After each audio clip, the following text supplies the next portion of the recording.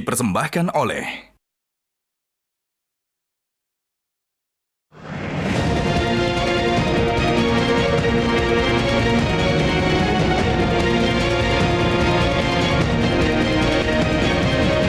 Pak Muhammad nggak ada masalah soal persiapannya. Yang pasti nanti insya Allah nih cawapres yang paling bagus untuk tampil dalam debat itu adalah Muhammad.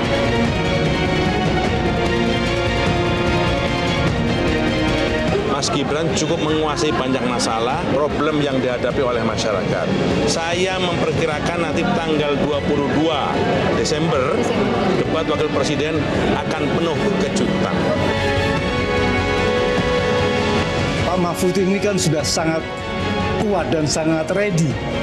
Jangankan ada persiapan, tanpa persiapan pun dia sangat siap.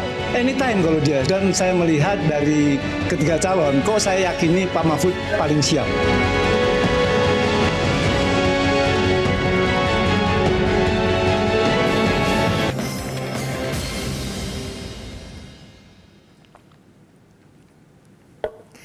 Baik, pemirsa, kita lanjutkan kembali kontroversi.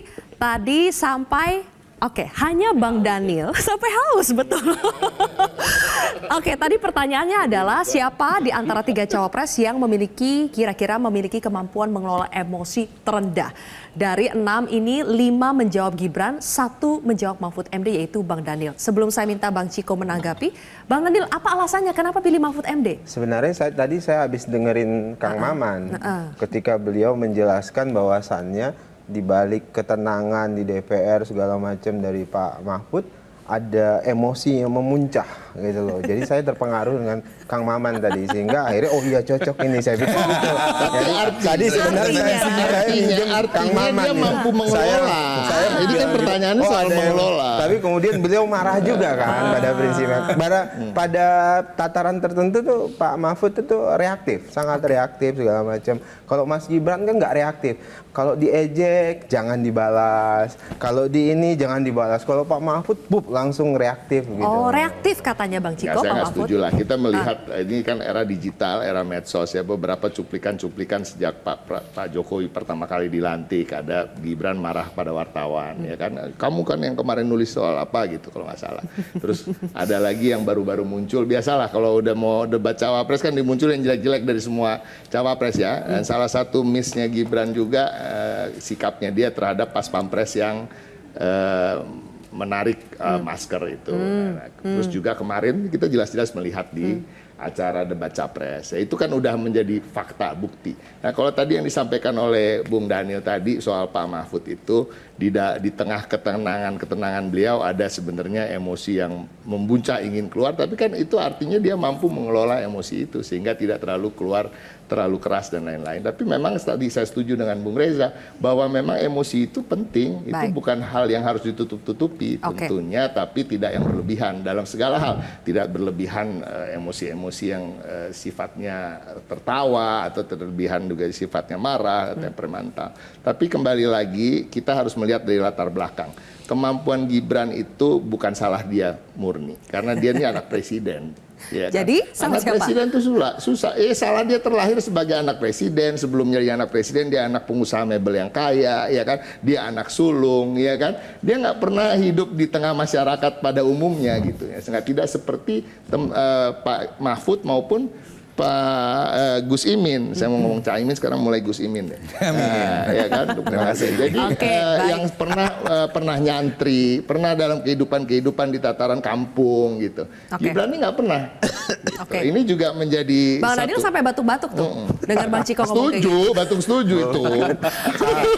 Jadi ya tadi keliru justru di tengah Gibran lahir dari tokoh hebat seperti Pak Jokowi, dia mampu berbaur dengan masyarakat, menangkap pesan dan kesengsaraan rakyat. Jangan lupa loh Mbak, orang-orang hebat yang membela rakyat itu tidak selalu berasal dari orang-orang yang susah segala macam. Banyak dari orang-orang hebat yang membela rakyat itu lahir dari orang tua yang hebat, Jadi, kaya dan segala macam. Dalam meskipun sejarah banyak privilege, itu tetap bisa merasakan bahkan kesulitan pemikir seperti masyarakat apa gitu ya?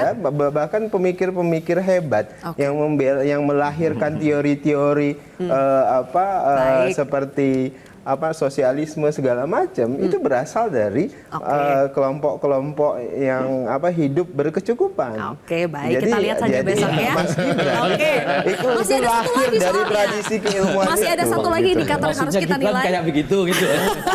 Silakan, indikator yang terakhir adalah kemampuan atau ketajaman bertanya dan merespons pertanyaan. Kira-kira yang terbaik di antara 3 cawapres dalam bertanya secara tajam dan merespon pertanyaan dengan baik, itu nantinya siapa? Silakan diangkat fotonya. Kalau pertanyaan yang baik jelas lah ya. Bang Ciko, siapa? Oke, kirain lama. Kirain beda. Gue takut kepancing ada pertanyaan ini. Mahfud MD, Pertanyaan Gibran. pancingan. Kemudian, ini menarik, beda semua. Oh, ini Mahfud MD. Saya tanya ke Mas Adi dulu. Kenapa Mahfud MD yang akan memiliki ketajaman bertanya dan kemampuan merespons terbaik? 2 hal menurut saya, Pak Mahfud MD ini kan dikenal sebagai sosok yang peluru tanpa kendali. Biasanya suka belak-belakan, to the point. Saya berharap besok Pak Mahfud MD itu mengeluarkan segala hal soal kemampuannya terkait dengan misalnya tentang investasi, tentang infrastruktur dan seterusnya. Jadi tak perlu jaim sekalipun Pak Mahfud itu saat ini adalah menterinya Pak Jokowi. Mentang-mentang misalnya menterinya Pak Jokowi jadi sungkan. Jadi bukan peluru tak terkendali, jadi peluru yang terkendali. Itu yang pertama. Yang kedua, Pak Mahfud ini kan adalah profesor yang saya kira memang sangat terbiasa berdebat di panggung yang cukup luar biasa dari satu forum ke forum yang besar. Maka saya cukup memahami kalau besok misalnya Pak Mahfud itu ya akan ngomong apa adanya. Biasanya kan Pak Mahfud ini kan bicaranya tanpa tedeng aling-aling. Kalau merah ya merah, putih ya putih. Apalagi backgroundnya sebagai orang Madura tak pernah menyembunyikan suasana hati yang sesungguhnya. Oleh karena itu harapan terbesar kita. Cuman khawatir memang Pak Mahfud ini punya kendala psikologis yang cukup luar biasa. Apa mungkin akan memberikan satu pertanyaan-pertanyaan yang agresif kepada anak bosnya lah, kira-kira begitu kan. Itu yang rumit, Pak. Khawatirnya karakter Maduranya yang belak-belakan, yang hitam-hitam, yang putih-putih ini tak keluar, bisa jadi abu-abu pertanyaannya. Karena menghadapi anak presiden, sementara dia masih menjadi pembantu presiden. Anak bosnya lah, kira-kira begitu. Tapi jujur sebenarnya ini yang diuntungkan, sebenarnya ini edge-nya ini ada di Gibran. Tadi karena dia underdog. Jadi kalau Gibran ini hanya perform mediocre aja, biasa-biasa aja, bahkan di bawah rata-rata sedikit aja, itu dianggap wajar.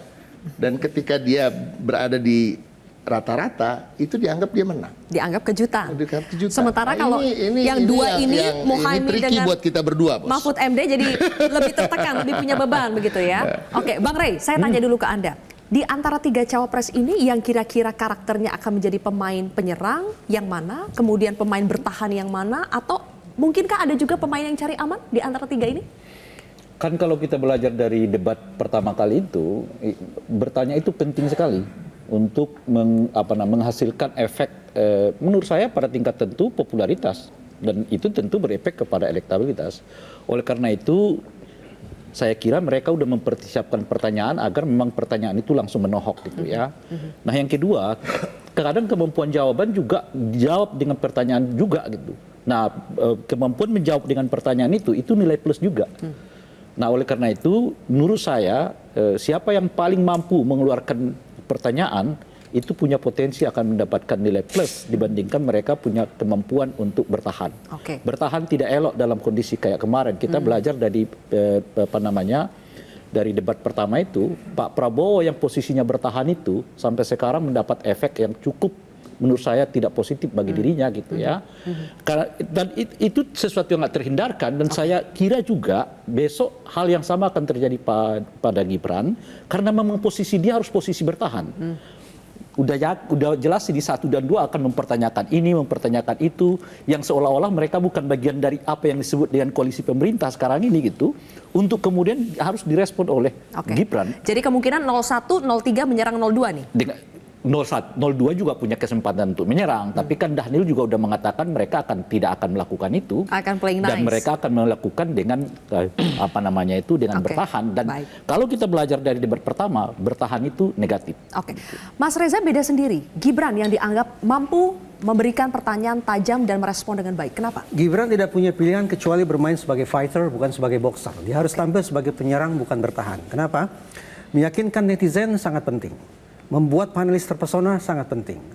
Membuat terpukau audiens di gedung KPU juga sangat penting. Tetapi menurut saya efek intimidatif terbesar yang akan dialami oleh Gibran adalah datang dari Prabowo Subianto dan para pendukung Prabowo Subianto.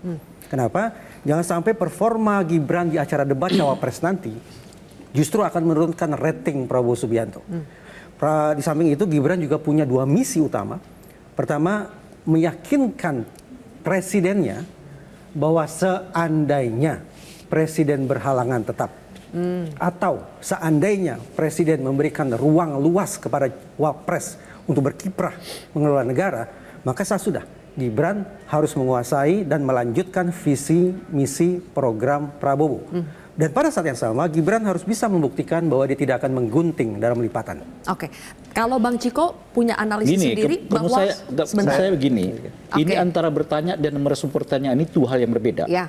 Karena biasanya yang bertanya itu sudah disiapkan. Ya. Ya, apa pertanyaannya dan sebagainya. Bahkan pada tingkat tertentu mungkin mereka akan bacakan pertanyaan itu. Itu pernah terjadi di tahun 2019 yang lalu di mana Pak Jokowi seingat saya membacakan pertanyaan. Oke, bisa disiapkan. Bisa disiapkan. Ya, ya. Sebetulnya nilainya itu nanti pada merespon pertanyaan Merespons itu. pertanyaan. Sejauh apa mereka mampu merespon pertanyaan yang tak terduga sama Oke. sekali, dan itu akan mengukur 3 hal yang berada di atasnya, Baik. yaitu kemampuan mengelola emosi, kemampuan untuk mengkomunikasikan ide, dan substansi jawaban yang mereka kemukakan. Baik, jadi sebetulnya di antara 3 ini yang paling beban kalau tadi Bang Ciko mengatakan Muhaimin dengan Mahfud karena ekspektasi orang memang sudah tinggi. Ada sepakat nggak Mas Reza? Atau justru yang paling beban adalah Gibran? Tetap saya berkeyakinan beban terbesar akan dialami oleh Gibran. Tetapi sekali lagi beban itu bukan dari netizen, bukan dari panelis, bukan dari kita-kita. Tapi justru datang tanda petik dari Prabowo Subianto dan para pendukungnya. Baik. Toh saya tidak membayangkan bahwa perjodohan politik antara Prabowo dengan Gibran adalah perjodohan yang sifatnya alamiah.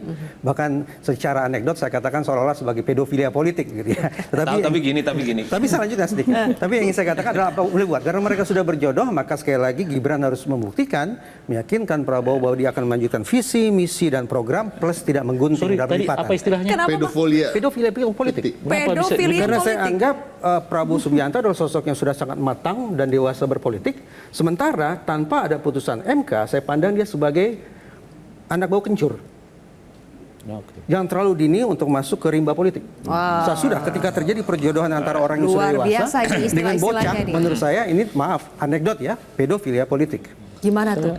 Bang Daniel? tadi Sampai keluar istilah pedofilia politik. hinaan, ejekan itu kan rajin diproduksi oleh pengamat-pengamat yang underestimate seperti Mas Reza. Jadi publik sebenarnya melihat itu tidak terlalu suka. Kenapa? Karena orang Indonesia ini budayanya itu budaya Jawa, Mbak. Menghormati siapapun yang punya kesempatan. Dan Pak Prabowo ini kekuatan yang selama ini saya pahami adalah kapasitas beliau membentuk teamwork. Oke, Pak baik. Prabowo itu tahu betul mana orang yang punya potensi dan mana yang tidak. Jadi beliau selalu merekrut orang-orang terbaik Baik. di sekitar lingkarnya. Dan kami yakin pilihan Pak Prabowo terhadap Mas Gibran ini adalah pilihan yang benar dan pilihan yang tepat. Baik, oke. Kemarin kita lihat pada saat debat Capres itu ada pertanyaan-pertanyaan yang mengejutkan yang memang mungkin sudah dipersiapkan untuk menyerang lawannya. Saya ingin tanya ke Kang Maman. Kang Maman, apakah nanti Muhaimin juga sudah dipersiapkan untuk menyelepet lawan-lawannya dengan pertanyaan yang tajam? Saya berbeda dengan Mas Bang Ray ya, bahwa 2 poin ini ada 2 poin yang sama penting. Pertama, pertanyaan yang tajam itu sebenarnya tidak terlalu dipersiapkan secara tekstual. Makanya di tim kami, Anies punya desak Anies, lalu Muhaimin punya, Gus Imin punya yang namanya selepet Gus Muhaimin. Itu untuk memperlihatkan bagaimana jawaban-jawaban itu, pertanyaan-pertanyaan itu penting. Karena seorang ahli mengatakan pertanyaan yang cerdas itu bobotnya lebih hebat daripada jawaban yang cerdas. Nah yang kedua, karena dua program itulah saya keliling misalnya dengan Mas Anies, lalu keliling juga dengan Gus Imin. Di sanalah ada pertanyaan-pertanyaan kritis dari teman-teman mahasiswa, dari santri-santri, dari pemuda masjid dan sebagainya. Itu dijawab dengan santai.